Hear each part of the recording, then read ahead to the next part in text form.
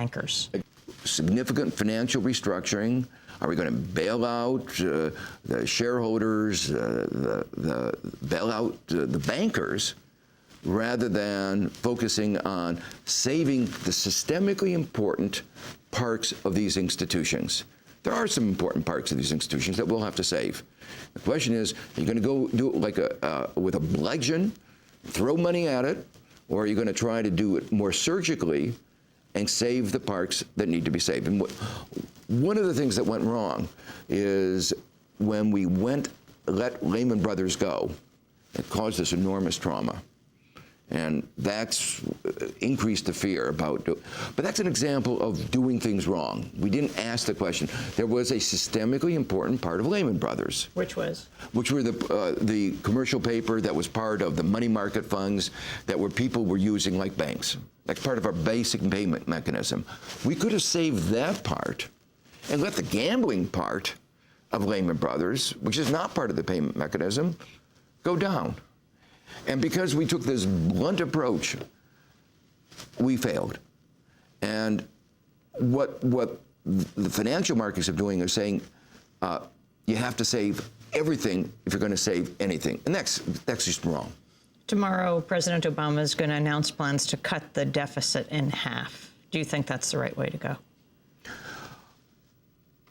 What we have to remember is we are in for most likely a long and extended downturn. We will eventually recover. That's not a question. But in 2011, 2012, will we be in a sharp recovery or in a more slow recovery? One of the lessons from Japan was that in 1997, when they were in the beginning of their recovery, they increased taxes because they wanted to get rid of their deficit, and the economy sank down back into a downturn. The way to look at it is the following. Right now, in 2009, 2010, we're talking about per year something like a stimulus bill of $350 billion per year.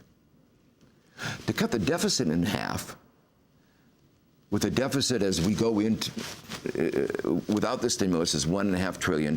So you're talking about pulling out $750 billion. That's a reversal in expenditure, taking out the stimulus and cutting back expenditures by another $600 billion. We're talking about a turnaround of $1 trillion. Do you really believe that by 2011, 2012, our economic recovery will be so strong that it can withstand that kind of taking out of expenditure? I don't think so. And so if you went ahead and did that, we would go back into a downturn. Joe Stiglitz, you co-wrote The $3 Trillion War, The True Costs of the Iraq Conflict. Talk about the effect of war on the economic crisis. And now we're not only talking about Iraq, but your thoughts on increasing the number of troops, intensifying the war in Afghanistan. Well, first of all, let me say, the president did have two things that I really welcome, and several of the suggestions that we made in our book, he has adopted. For instance, in the past, under the Bush administration, the war was totally funded by, or almost totally funded by emergency appropriations.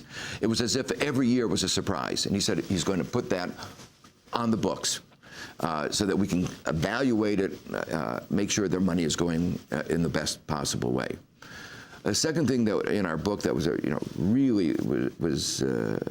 really I found very moving, was the way we treat our veterans is terrible. And he said, they fought for us. We have to fully fund the Veterans Administration. So those were really important moves in the right direction. But on the other side, the move into Afghanistan is going to be very expensive. Things are not going very well. Our European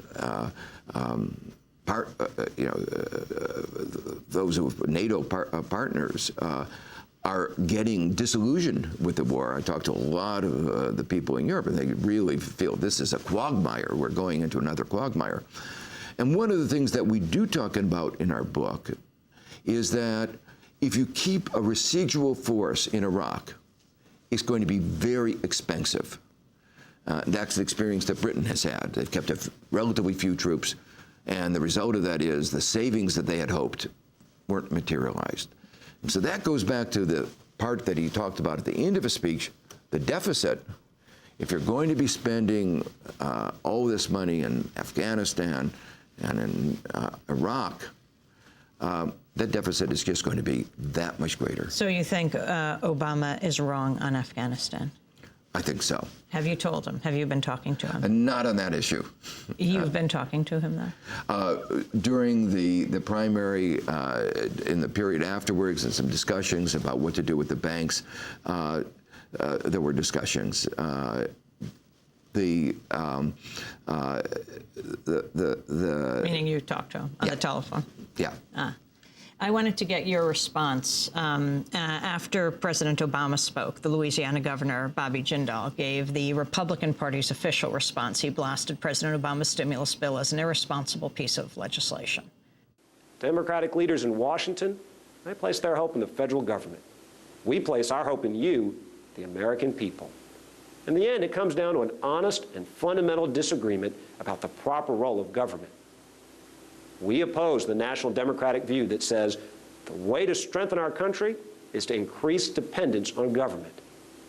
We believe the way to strengthen our country is to restrain spending in Washington, to empower individuals and small businesses to grow our economy and to create jobs.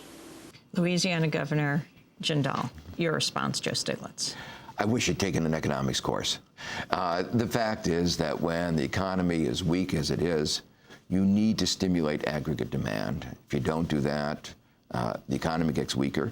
And what's good about most of Obama's plan is that it's creating assets. So while the liabilities go up, we're going to have to borrow. We also are creating assets. If we had spent a few $1 billion under the beginning of the Bush administration and the levees in New Orleans, we would not have had to spend so much money in the cleanup, in dealing with the devastation that it brought. That would have been money that would have had an enormous return. $5 billion would have saved $150 billion. And so that's an example where there are certain kinds of investments in technology, investments in people, that the private sector can't do, and the government can do in ways that give us a very high return. Joe Stiglitz, very briefly, the whole issue of globalization. We're in the 10th anniversary of the mass protests in Seattle, the Battle of Seattle. What about the questions raised in corporate-led globalization? Well, I think two very important issues. One of them is the model that was behind much of the impetus for that globalization was a model based on free, unfettered markets. And we know that model, deregulation, has failed. That was the kind of thinking that led into the problems that the United States is in today. The second point is that while we talk about free and open markets, what the United States has been doing has destroyed a level playing field, and will have profound implications for the evolution of globalization going forward. And for developing countries? And for developing countries, it's having a devastating effect. I mean, just a couple of days ago, the other American banks were complaining about the huge subsidies we're giving to Citibank. They say, how can we compete when the government is subsidizing Citibank to that extent? Now, if you think these other American banks that have gotten massive subsidies are complaining, you can imagine the kind of feelings that people have in developing countries that say, we can't afford those mega subsidies. How can we compete against the Washington being able to write a check anytime anything goes wrong? And healthcare, he's called for universal healthcare, but he does not call for single-payer healthcare. I think that there are some fundamental problems in the efficiency of our healthcare system. And what we've seen is that the private healthcare insurers do not know how to deliver an efficient way. Do you support single-payer health care? I think I've reluctantly come to the view that it's the only alternative.